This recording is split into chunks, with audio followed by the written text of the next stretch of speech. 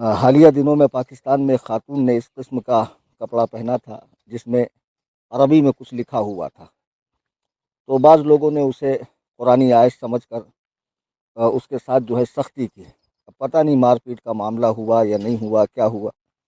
اب اس کے بعد یہ بحث جب میڈیا میں گرما گئی تو لوگوں کی مختلف آراء اس پر آنے لگی۔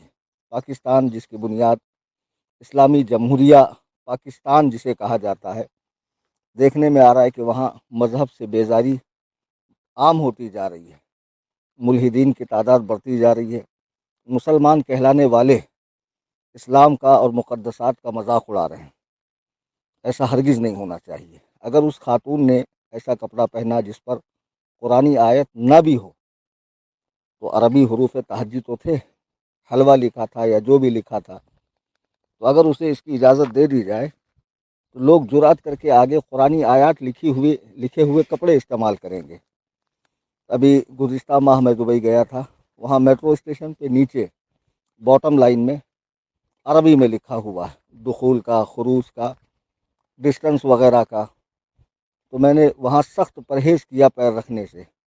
میرے ساتھ 2-4 لوگ تھے، ان کو بھی میں نے مسئلہ سمجھایا کہ یہاں انگریزی زبان میں لکھا جانا چاہیے یا ہندی میں یا کسی اور زبان میں، البتہ عربی زبان کا استعمال نہیں کرنا چاہیے۔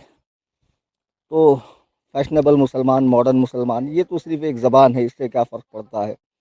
اللہ کے بندوں، اوپر میں نے جو پوسٹ بھیجی ہے اس میں اعلیٰ حضرت امام اہل سنت فتاوی رضویہ شریف جلد 23 صفحہ 336 سے 337 تک میں ارشاد فرماتے ہیں کہ یہ حروف تہجی کلام اللہ ہے، یعنی جو اللہ تعالیٰ نے عطا فرمائے ہیں، اور یہ حضرت ہود علیہ السلام پر نازل ہوئے اور اسی سے قرآن کریم کی ترتیب ہوئی، اور حضور علیہ السلام کی زبان بھی یہی ہے عربی، تمام ملائکہ کی زبان یہی ہے، جنتیوں کی زبان یہی ہے۔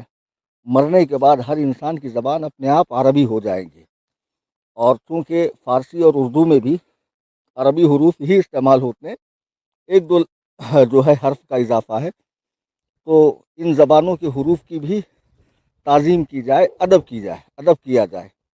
ادب میں کوئی مذائقہ نہیں ہے۔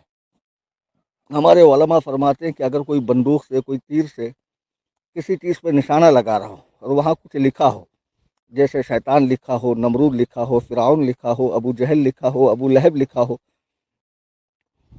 تو ان حروف کی تعظیم کی جائے، ان کا ادب کیا جائے، وہاں نشانہ نہ لگایا جائے۔ ہرگز ان بدبخت کافروں کی یہ تعظیم نہیں ہے، یہ تو مردود ہیں، ان کے نام تو لائق اہانت ہے، لائق توہین ہے۔ لیکن اگر یہ عربی میں لکھے جائے، جیسے ابو جہل میں الف لام بھی ہے، ہا بھی ہے، تو اسی سے تو اللہ بنتا ہے، الف ڈبل لام اور ہا، اسی سے اللہ بنتا ہے۔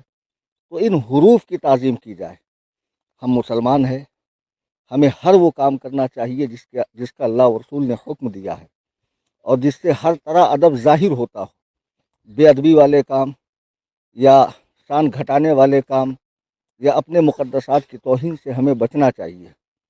بڑے افسوس کے ساتھ کہنا پڑ رہا ہے کہ جب لوگوں نے اس عورت کے ساتھ سختی کی تو آج ایک طبقہ ان کا مذاق اڑا رہا ہے کہ دیکھو یہ تو صرف ایک زبان ہے، کہ جاہلوں نے زبان سمجھی نہیں اور اس کے ساتھ مار پیٹ کا معاملہ کیا۔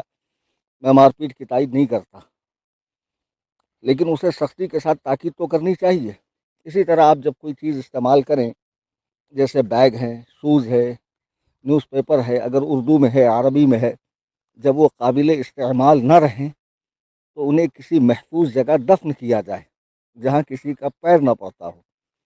چند دنوں میں مٹی کے اندر مل کر وہ ختم ہو جاتے ہیں، ٹھیک ہے، لیکن بے دردی کے ساتھ بیچ دینا یا ردی والے کو بیچنا، پھر وہ کوئی توہین کی جگہ رکھے، ایسا نہیں ہونا چاہیے۔ اور بیت الخلاء ہے یا نیچے لکھنا ہو یا کہیں لکھنا ہو تو پرہیز کیجیے عربی، اردو، فارسی لکھنے سے۔ دوسری زبانیں ہیں، ہندی ہے، انگلش ہے، چائنیز ہے، فرنچ ہے، بہت ساری زبانیں ہیں، ان زبانوں میں لکھیے۔ تو بہرحال میں نے یہی مسئلہ سمجھایا ہے اس فتوے کے اندر، آپ اسے عام کریں، اور دیکھیے اس چینل سے جڑنے سے آپ کو براہ راست میرے ذریعے رہنمائی مل رہی ہے۔